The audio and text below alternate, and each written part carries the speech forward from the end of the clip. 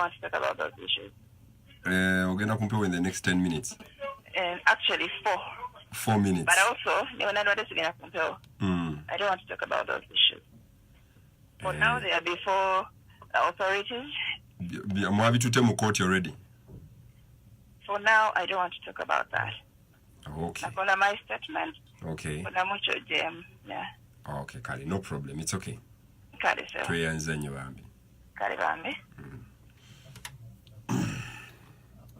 that's okay. It's fine. We're still here. Just what for near quiet aside. Yeah, it's fine. But what I got to do with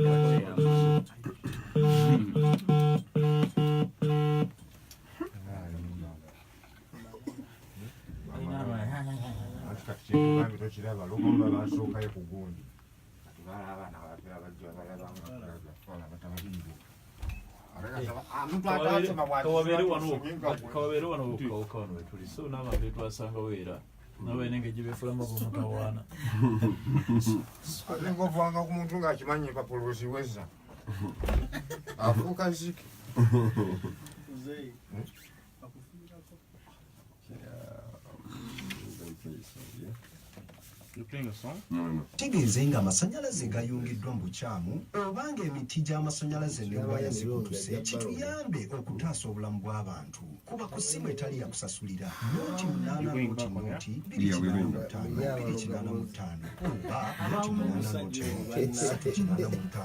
385 beera bulindaala taasa obulamu kumeme Uganda. Ekipande kya Bitfuma kisonze amarongo gakyalidde agaleeta embiso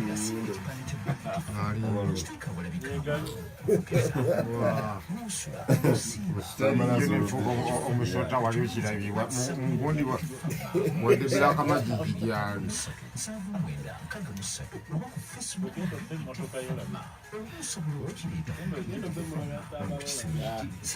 bayagala kola kusawo Uganda yatuganda alinyanga obulango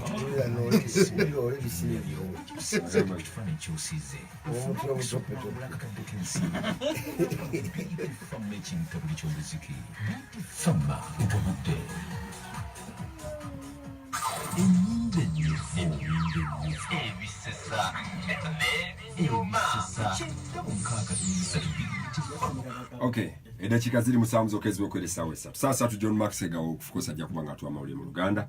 Nenga temweralira mugende maaso n'okulabika nti nno musiga akapande ka Beat FM muwangulye millioni namba.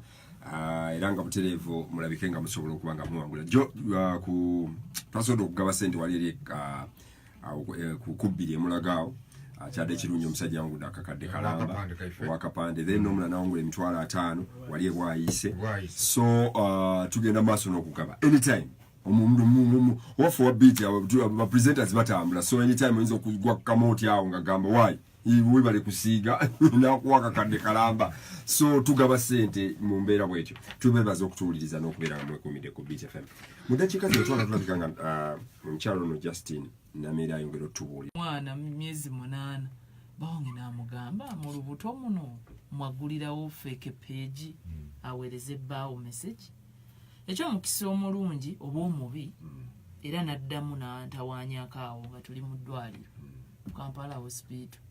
Mwana bamunongosaamu nga 7 message n'aweereza nga 8 bawange namugamba mu theater gye yabadde ku biso gye yaguliddewo fake page kuba yatandika nga nkyali lubuto ne tubanga abamunnyonnyola n'abanga ategedde era obwerufu ndowooza mu mukwano kirungi kuba Katonda yannyambanga ensonga ezo saazikweka bbaawa ng'olwaba okubiŋŋamba first day ne mmugambirawo nti onaŋŋamba bino. So ne tubanga abamunnyonnyola olwasooka n'abanga ategedde mba ndi awo mu kuzaala awo ng'aleeta busagwa luno nga mukambwe nnyo. Bange namugamba bw'obanga oli muzadde naawe okimanyi nti ono mu theater gye yabadde si gy'ayinza okugulira fake page n'essimu tabadde nayo exactly n'essimu tabadde nayo. So beera mukkakkamu manya nti ono bino ebintu si yabirimu baawo bw'aba agamba nti ono technical expert mu computer use okumanya nti zino fake page ate era zivudde wa Nameere.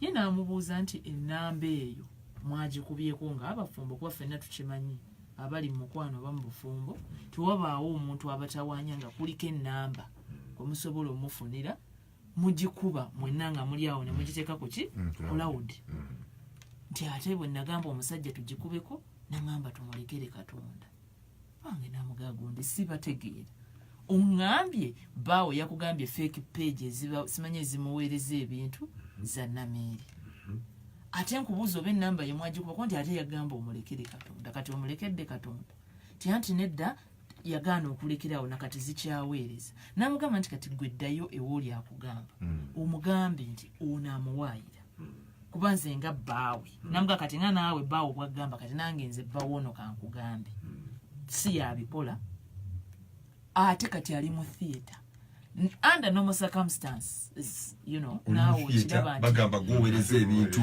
naawe namuga under normal circumstances naawe ng'omuzadde uba ng'omukyalo oba common sense okiraba nti ekyo si yakikola okay simba wakati Katonda sika wakati w'amawulire tukomewo bane tukyagenda mu maaso tukyamu obu tugenda kwongerayo ne musawo eddako ono amaze amawulire ogenda kukakasa kubanga ne Farida tugenda mufuna naye alina byagenda okuba nga ayogera Farida nakazi bwennyini live ne Nameeri ono nga boogera musagwa